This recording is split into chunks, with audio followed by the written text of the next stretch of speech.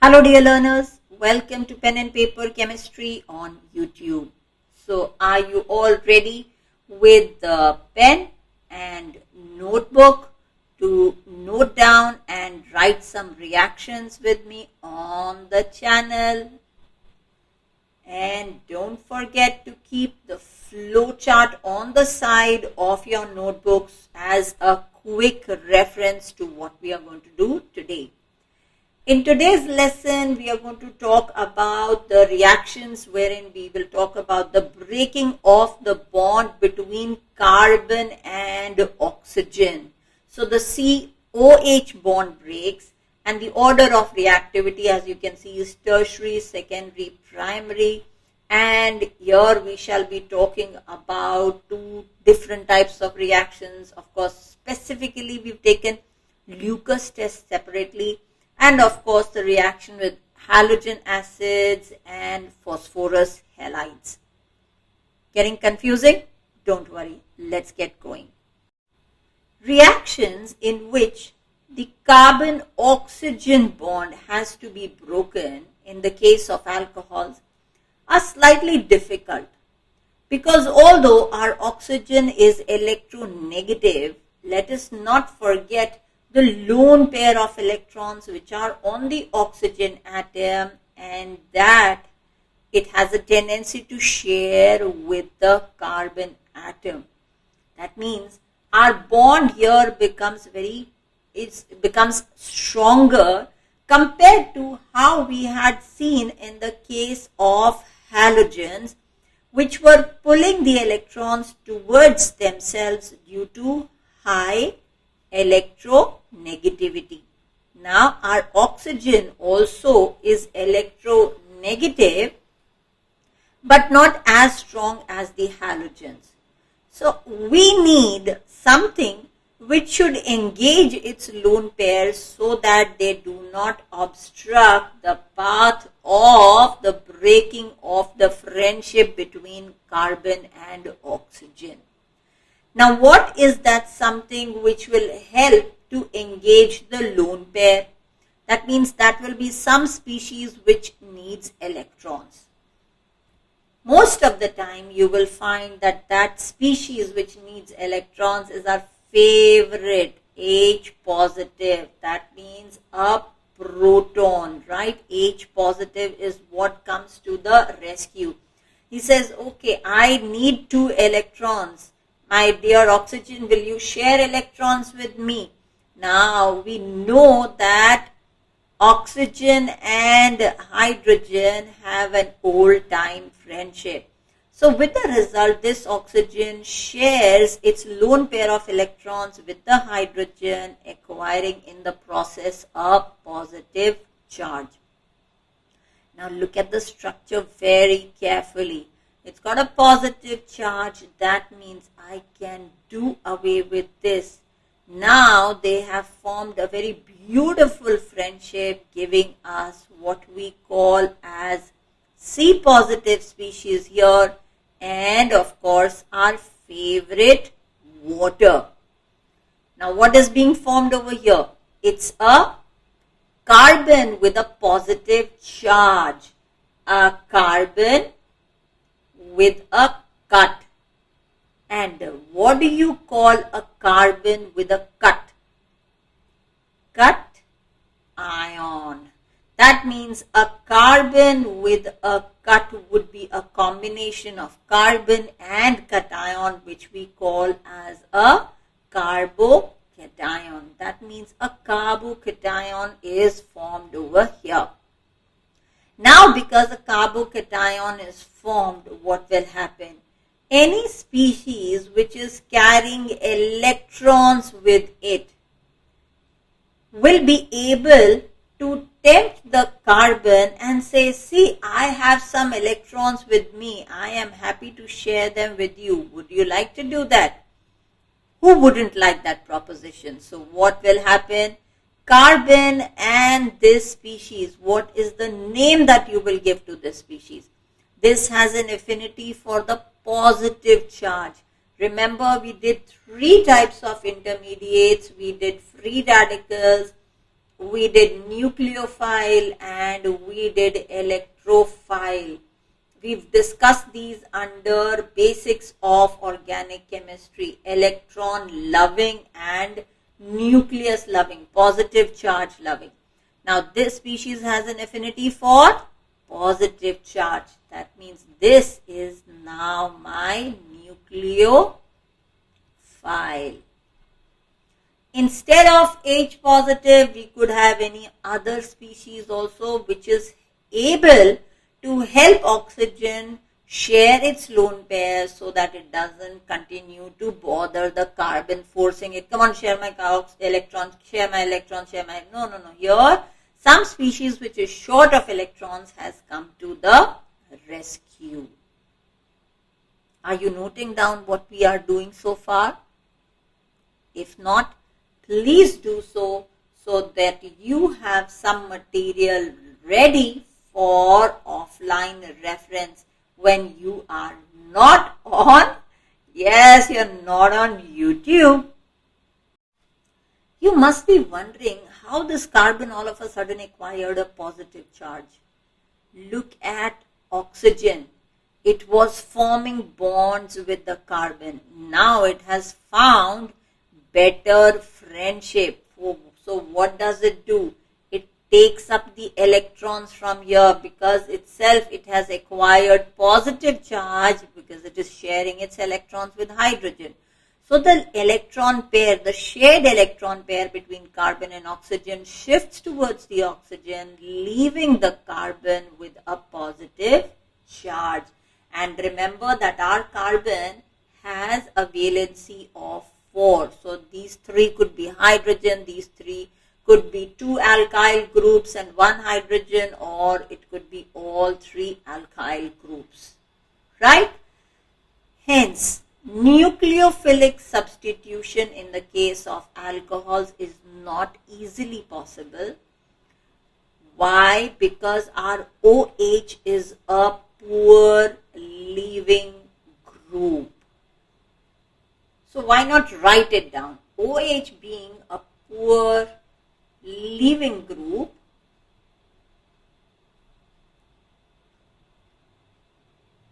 does not allow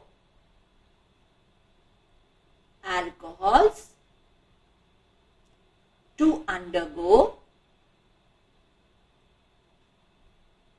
nucleophilic substitution reactions. It can be made into a good leaving group by protonation. What is protonation? Yes, we did protonation over here. That means we carry out these reactions in the presence of acids, strong acids. So, or proton donors. So, it can be made a good leaving group by protonation to engage its lone pair of electrons, or by involving reagents which are electron deficient, right? So which will come to the alcohol molecule and request, okay boss, you got lone pair of electrons and I am deficient in electrons. So for example, phosphorus pentachloride says, I'm deficient in electrons, would you like to share electrons with me? And that is how the reaction takes place. Now, what will be the order of reactivity of primary, secondary and tertiary alcohols? Although I know that in the previous slide I have already shared it with you, saying that tertiary are more reactive than secondary, which in turn are more reactive than primary during nucleophilic substitution reactions. But would you like to try and give the reason yourself based on what we've discussed so far? So we said that the alcohol, it gets protonated and it turns into a carbocation, right? HOH. carbocation. Remember the stability order of carbocations. We have discussed this. Yes, very good. So we've got a tertiary carbocation, we've got a secondary carbocation. We've discussed it in the previous video as well. So we've got a primary carbocation. Look at the alkyl group. It is electron releasing. Electron releasing means it is sharing. So that means if it releases electrons towards the carbon, it is taking a part of the positive load of the carbon. Same way this alkyl group is releasing electrons towards the positively charged carbon. So even this is taking the partial load of the carbon.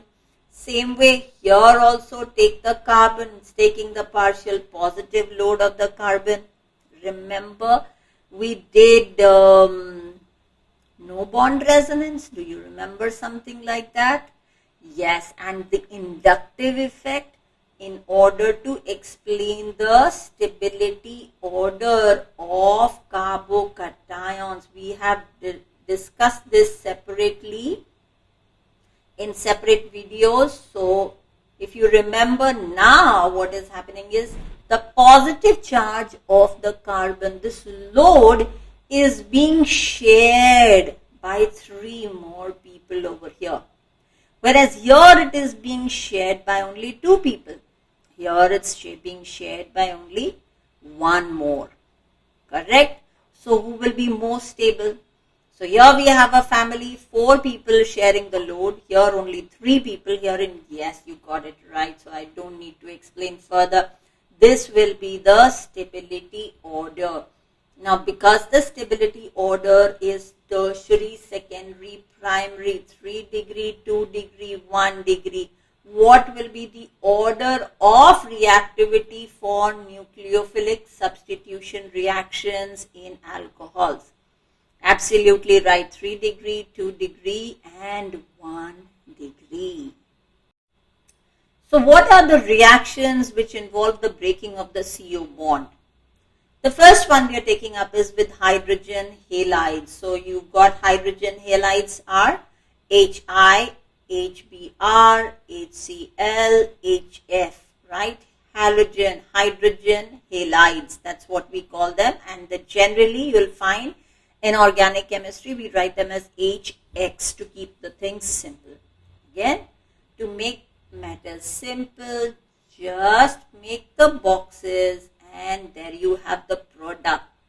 Alkyl halide or haloalkane plus water. Now again tell me what will be the reactivity order for the alcohols. Yes, 3 degree most reactive, followed by 2 degree, followed by 1 degree. Whereas for the hydrogen halides, the order of reactivity is HI greater than HBr, greater than HCl and greater than HF. Question. Why? That's my question. Think about it. Think about what is being formed. What is the nucleophile over here? Which is the nucleus loving species over here? And then move further in the video to know the answer. Think about it first. So have you thought about it? Have you written it? Because it's very important in your answer that you have the key terms in place. So if you've written it, you will be able to tally the answers with me. Here, our nucleophile is iodide. Our nucleophile is bromide. Our nucleophile is Cl negative. Our nucleophile is F negative. Chloride we know is a bigger ion. Bromide will be a step smaller. Chloride will be further smaller. And fluoride will be even very small, right? Compared to. Now this is our iodide. Iodide bigger means what will happen is the spread of the negative charge is over a larger volume.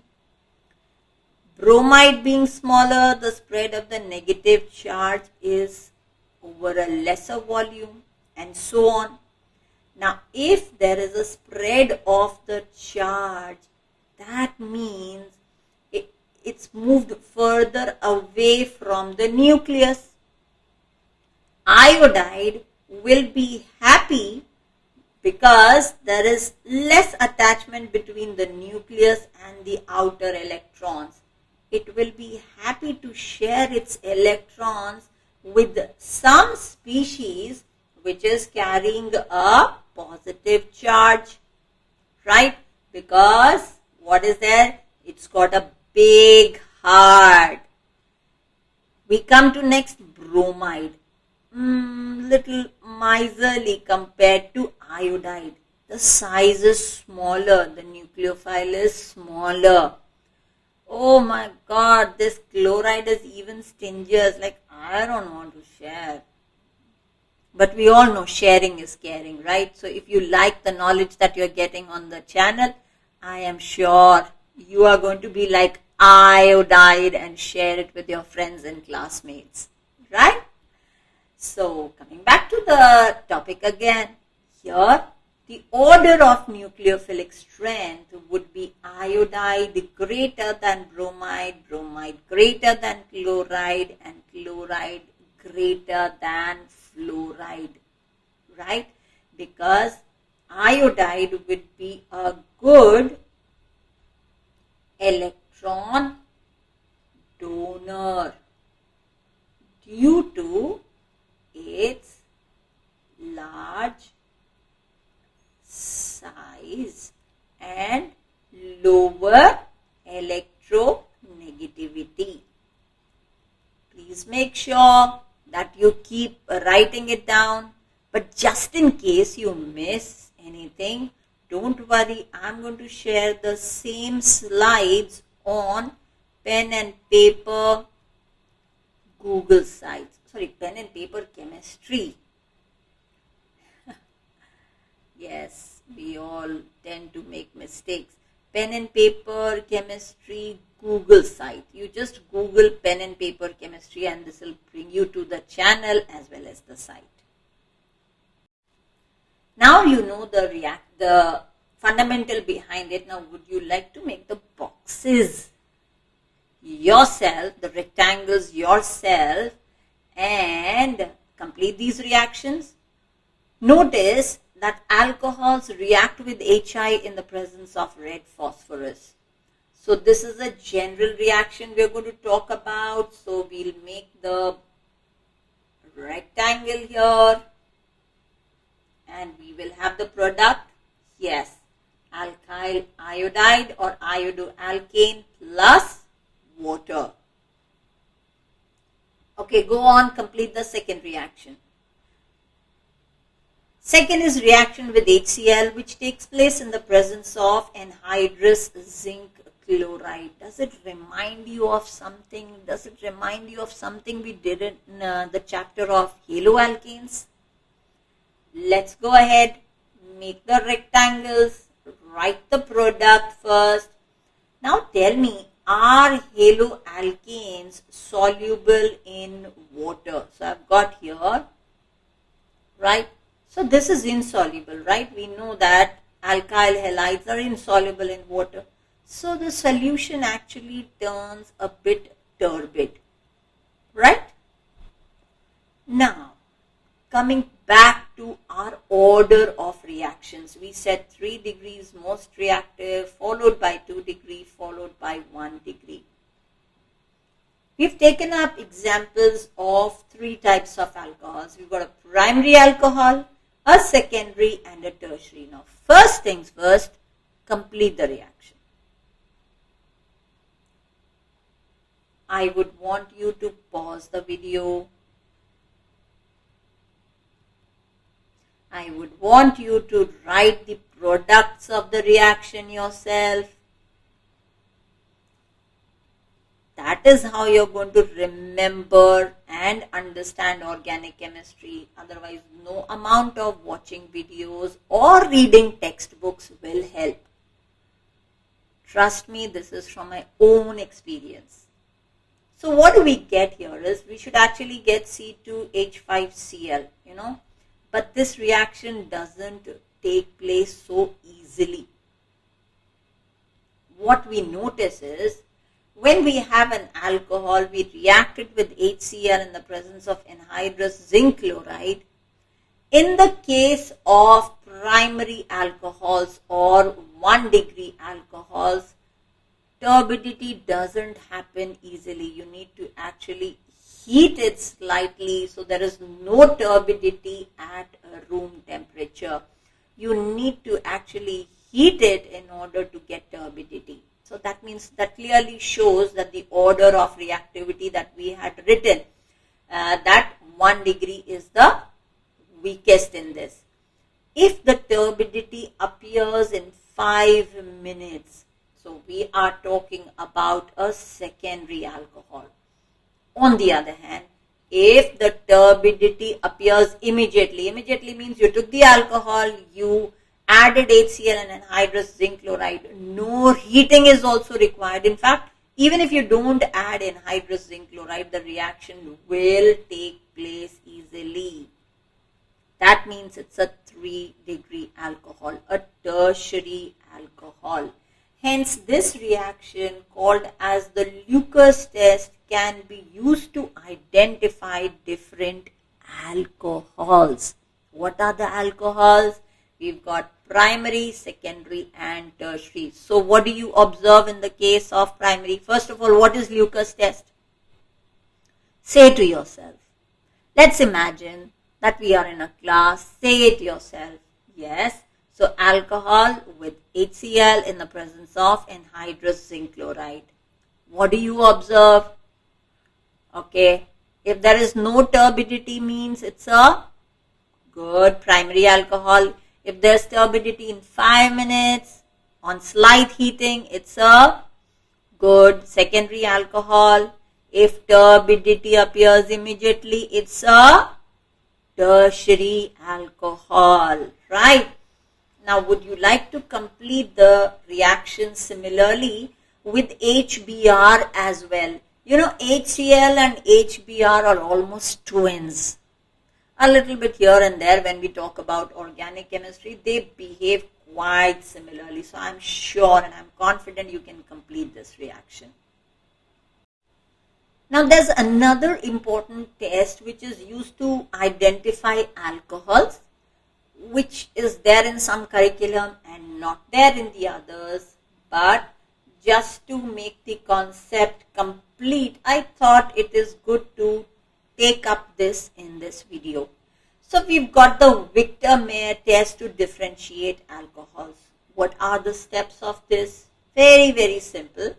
You take the alcohol, react it with red phosphorus and iodine. Obviously, you get a haloalkane. We're going to do this reaction a little later. Haloalkane reacted with silver nitrite. What do you get? A nitroalkane. We've done this reaction in alkyl halides. Then this is treated with nitrous acid. Why am I saying nitrous acid but I have written NaNO2HCl?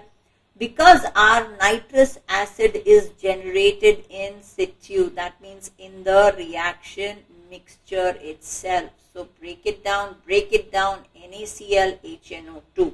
Because nitrous acid is unstable. You'll never find a reagent bottle in the laboratory saying nitrous acid. It is prepared in the reaction mixture. And then finally you add an alkali. If there's a blood red color, it indicates that our alcohol is a primary alcohol, a 1 degree alcohol. If we get a blue color, that means we are talking about a secondary alcohol. The third column appears a bit blank, right? No, it's not blank. I've put it in white, trying to say that there is no color in it, right? Okay, so let me remove the confusion and let me put over here, no coloration is observed in the case of, well done, tertiary alcohols. Right? Simple fundamental what we've got is ROH with red phosphorus and HI. We just did this reaction. So we've got iodoalkane treated with nitrous AgNO2, nitroalkane, treatment with nitrous acid followed by alkali, and this again leads us to what we've done above. 1, 2, 3. Easy? Yes? I'm enjoying it. How about you? Let me know in the comment section, please. The next example of nucleophilic substitution reactions is reactions of alcohols with phosphorus halide. So if you can see here, we've got PCl3, phosphorus trichloride, and phosphorus pentachloride. We're not going into the mechanism of this. It's in your best interest. So what we've got here is RCl. Of course, our haloalkane is our primary product over here. And the side product that we get is H3PO3, that is phosphorus acid.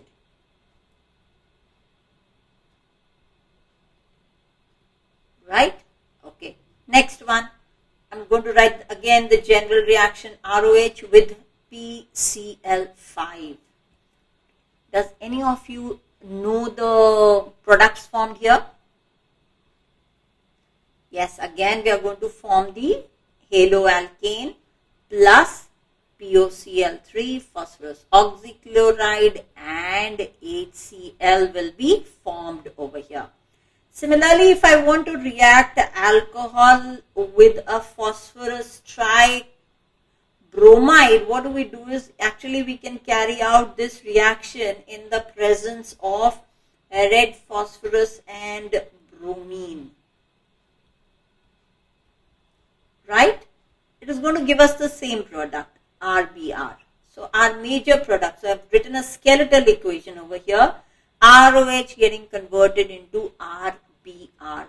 Good reaction to do conversions, right?